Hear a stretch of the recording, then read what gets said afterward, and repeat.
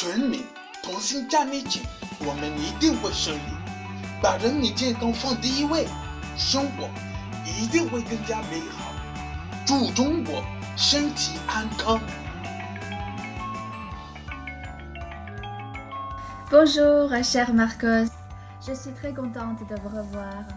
Vous avez traversé aussi une période d'inquiétude, n'est-ce pas, avant de reprendre la morale?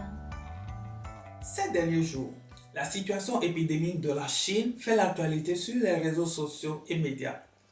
En réalité, ce n'est pas la fin du monde. L'épidémie, dans l'histoire de l'humanité, existait et ne cesse de sévir. Le début des événements me laissait dans une situation de perplexité totale, puisqu'il y avait des appels venant des proches du pays. Mais avec la prise de disposition de notre université pour que les étudiants étrangers soient à l'abri de toute éventualité, je retrouve mon calme intérieur.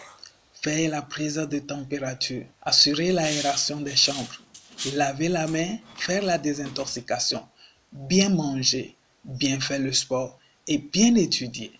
Les professeurs, le personnel, les étudiants, tous travaillent en parfaite symbiose pour une vie meilleure. D'ailleurs, votre cuisine me fait penser à Yassa Poulet. Mais en ce qui concerne les cours, est-ce que la rentrée est-elle reportée? Nous reprenons les classes le 3 mai prochain. Et l'université fait déjà de son mieux pour mettre en place des dispositifs pour donner des cours en ligne. Mis à part aller en salle, suivre la formation, tout le programme du second semestre est resté sans modification.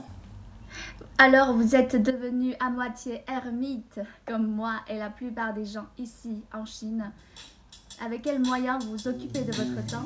Seul dans ma chambre, je m'occupe à la rédaction de mon mémoire et aussi de mes distractions. Et du coup, je ne me sens jamais ennuyeux. Chers parents et amis, ayez le cœur tranquille.